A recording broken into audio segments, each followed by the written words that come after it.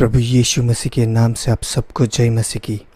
मेरी प्रियो, क्या आप जानते हैं कि जो 666 है 666 उसका ऑफिस बन चुका है।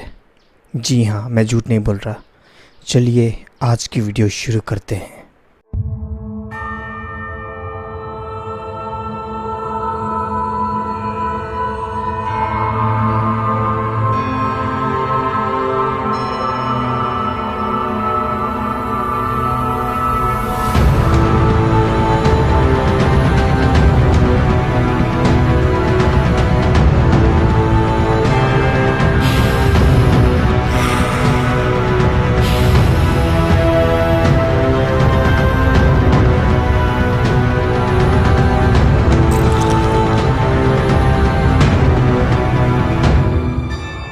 तो कई साल पहले से ये जो चर्च है, मस्जिद है और यहूदियों का पूजा करने वाला सिनेगॉग यानी मंदिर है, ये बहुत सालों से बनाया जा रहा था और अब जाके ये कंप्लीट हो गया है।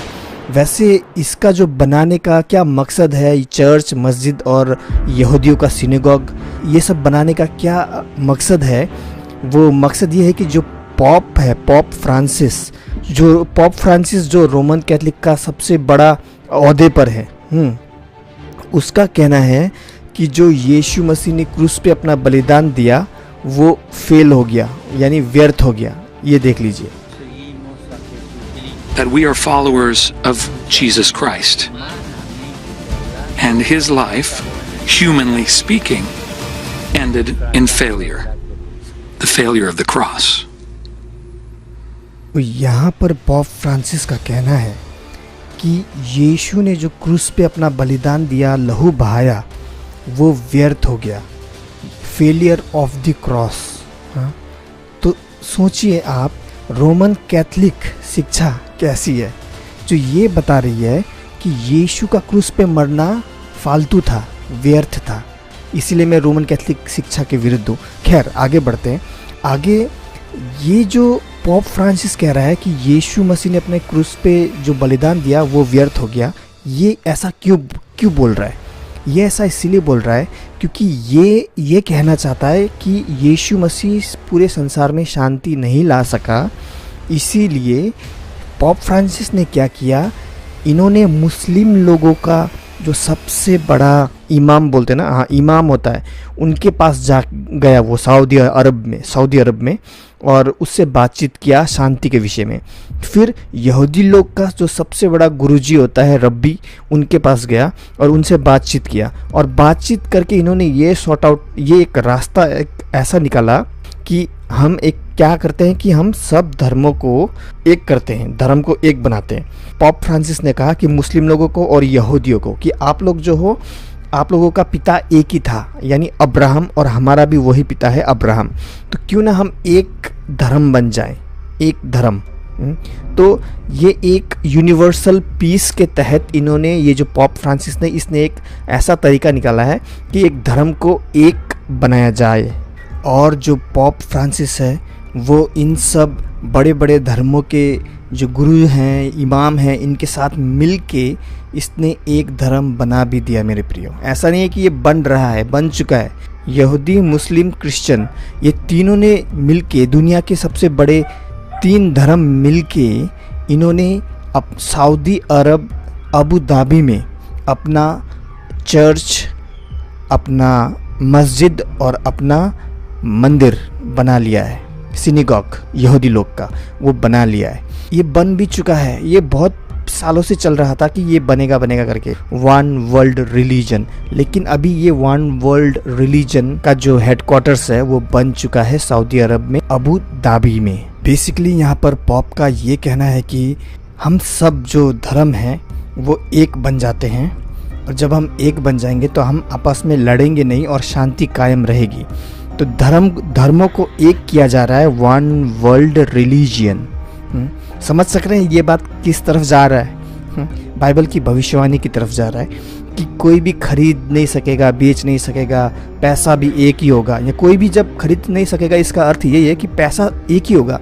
और जो एंटी क्राइस्ट है वो क्या करेगा, पूरी दुनिया में शांति लेके आएगा पहले तो, और फिर बाद में वो क्या करेगा, पूरा उधम मचा देगा। हम पढ़ते हैं प्रकाशित वाक्य की पुस्तक में, धर्म भी एक होगा, एक धर्म होगा, हाँ, एक पैसा होगा, one world religion, new world order जो है वो आ चुका है, न्यू वर्ल्ड ऑर्डर आ चुका है मेरे प्रियो, और एक धर्म हो चुका है। अब मुझे अगर पर्सनली स्पीकिंग, मुझे यहाँ पर ऐसा लगता है कि वो जो 666 एंटी क्राइस्ट है वो पॉप ही है, जो कि रोमन कैथलिक चर्च का सबसे बड़ा, हाँ, तो इसीलिए मैं रोमन कैथलिक चर्च के खिलाफ हूँ। बहुत से कारण हैं, उनकी शिक्षा टोटली गलत है, खैर वो बात छोड़ो अभी। तो यहाँ पर मुझे लगता है कि जो एंटी क्राइस्ट है वो पॉप हो सकता है। मैं 100% तो नहीं बोल सकता, केवल आप लोग मेरे भाई बहनों, तो इसीलिए थोड़ा शेयर कर रहा हूँ बातें ऐसे ही। मुझे लगता है शायद हो सकता है कि पॉप जो है वो एंटी क्राइस्ट है, क्योंकि वो देखिए वो कर क्या रहा है, वो पूरे धर्म को एक बना रहा है, वन वर्ल्ड रिलीजन बना रहा है, और उसके बाद में वो शांति लेके आ रहा है। हो सकता है शायद कि वो ही एंटी क्राइस्ट हो, क्या पता बाद में वो अपना असली रूप दिखाए। और जो पॉप के चर्च में जो प्रार्थनाएं होती हैं वो शैतान के लिए होती हैं, मैं झूठ नहीं बोल रहा, ये देखिए आप।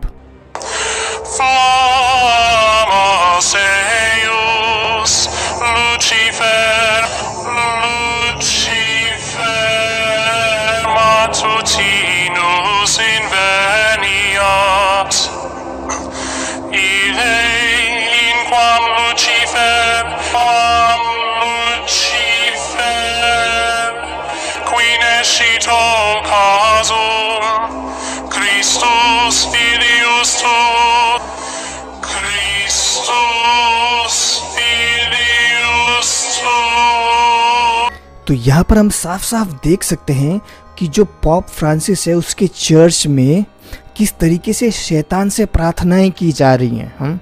ओ लूसीफर, हाँ तू ऐसा है, तू वैसा है। और वहाँ पर क्या बोल रहे थे वो लोग, ओ लूसीफर, जीसस जो यानी यीशु है वो तेरा बेटा है। सोचो आप एक बार, सोचो, यीशु को लूसीफर का बेटा बोल रहे हैं।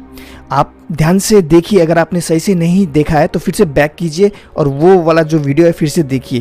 तो रोमन कैथलिक भाइयों बहनों, आपका जो टॉप गुरुजी है, रोमन कैथलिक का टॉप है ना, वो टॉप गुरुजी पॉप फ्रांसिस, वो आपको कहाँ लेके जा रहा है, परमेश्वर की तरफ कि शैतान की तरफ? तो सोच लो आप किस रास्ते में हो। तो मैं ये बोल रहा था, मुझे इसीलिए लगता है कि एंटी क्राइस्ट पॉप है, क्योंकि वो पहले तो देखो वो लूसीफर की प्रार्थनाएं कर रहा है बहुत सालों से, हाँ, उससे चर्च में उसके लिए गाने गाए जा रहे हैं शैतान के लिए, और फिर वो शांति लेके आ रहा है, धर्मों को एक कर रहा है। बाइबल के हिसाब से मुझे तो लगता है वो ही हो सकता है anti Christ. One world religion लेके आ चुका है पॉप फ्रांसिस, और हम देख सकते हैं यहाँ पर ये उन कागजातों पर, उन पेपर्स पे साइन कर रहा है, पूरी दुनिया में एक धर्म लेके आएंगे, और केवल लेके आएंगे ही नहीं बल्कि ला चुके हैं, और इसका हेडक्वार्टर बन भी चुका है अबू धाबी पर, जैसा कि हम देख पा रहे हैं अपने स्क्रीन पर।